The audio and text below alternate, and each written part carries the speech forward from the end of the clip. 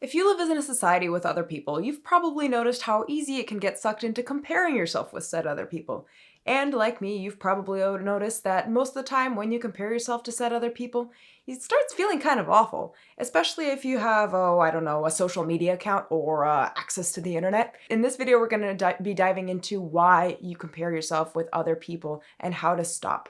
Now, if you're looking for some quick fixes or some surface level how-tos, this video is not for you. I'm sorry, because we're going to be diving in deep and we're going to be getting to the root of the problem. Now, most of the time when we're comparing ourselves with other people, the problem comes from when we feel bad about ourselves. So we're comparing ourselves with people who we think are more successful or are somehow better than us. These are the kinds of comparisons that make you feel bad about yourself. So looking at somebody with more money, more success in their career, better behaved kids, more happy looking marriage, maybe somebody has a better wedding than you or travels more or they're more fit or they're more outgoing or has more friends, etc., etc. The underlying assumption there is that someone's circumstances are better than yours and therefore they must be happier than you. We're getting into the deep stuff right away. You compare yourself to other people because you think that they have something that you don't, and that something makes them happier, makes their life easier, makes it so that they don't have any sorts of problems. You're basically thinking, hey, I see this other person has this thing. Maybe if I had this thing, I would be happy too. My life would be easier. I wouldn't have any problems. And then that envy or the resentment comes up. And the deeper issue here is thinking that there's a hypothetical life out there that's perfect. Thinking there's a life out there that's super easy, that's problem-free, that's always happy. And thinking that the secret sauce to that life is some external circumstance.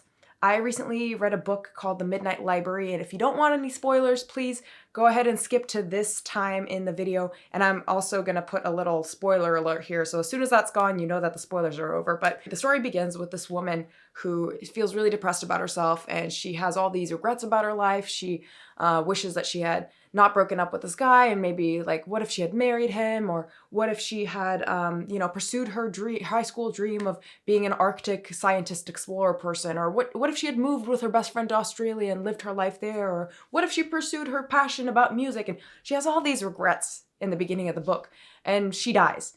And basically when she dies, she shows up in this library. It's filled with just an infinite amount of books. The books are all alternate lives that she could have led. And every time she opens one of these books, she can step into her life as it would be in some alternate reality, in some alternate universe if she had made some other choice. And so she tries on all these different lives. She has a chance to marry the guy that she regretted breaking up with. She has a chance to pursue her dream of being an Arctic explorer. She has a chance to try her life of what if she had moved to Australia with her friend, and she gets to try like what if she had pursued her passion about music and become a rock star. But basically what she learns throughout this is she's not really happy in any of those lives. She keeps chasing bigger and bigger things, trying to find something that'll make her life perfect, that'll make her life problem-free, that'll make her finally happy.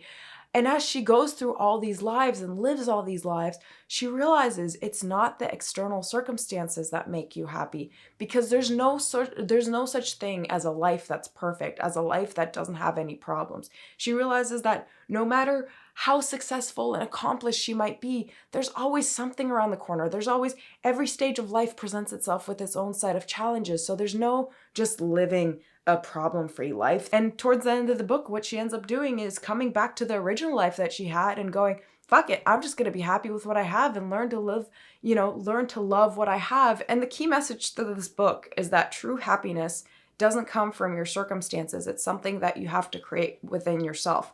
And by that extension, even if you had all those perfect circumstances that you think are going to be the thing that is the key to your happiness, even if you had those things, your life would still have problems.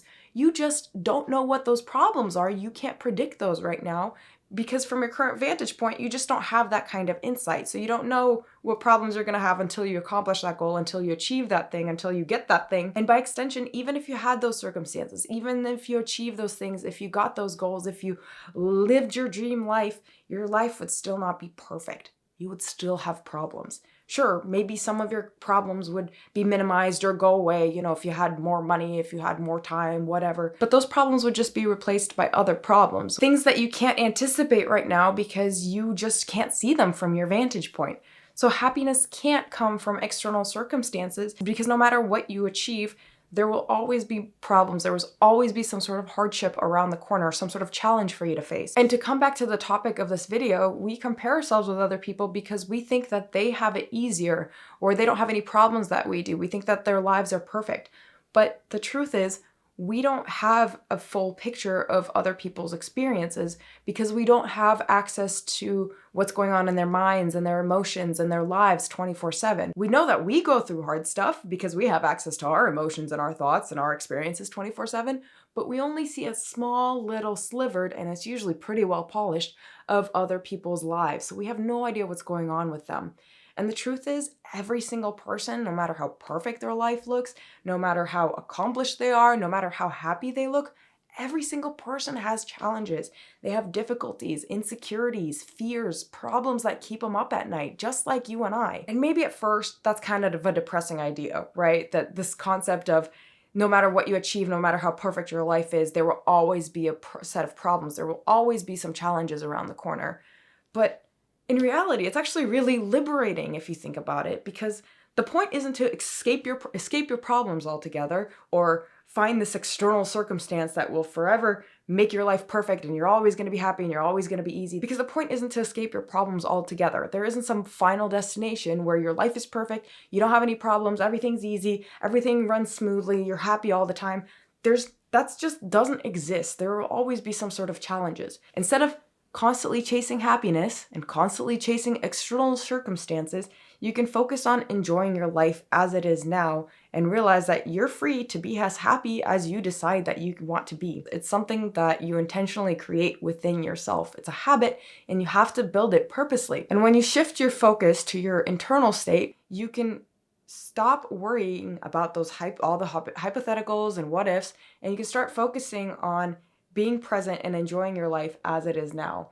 That's a pretty liberating idea for me. So how do you stop comparing yourself to other people? By committing to enjoying your life as it is now, instead of fantasizing about other people's lives or worrying about what ifs. And that doesn't mean you shouldn't have goals or aspirations. Those are very important to have in order to give your life, your day-to-day life, a sense of purpose and meaning. I'm not saying don't have goals or aspiration. You should absolutely have those. What I am saying is you need to purposely decide to start enjoying your life as it is now, even as you are aspiring towards better things for yourself. So when you catch yourself comparing yourself to someone else, take a step back and ask yourself, what is this really about?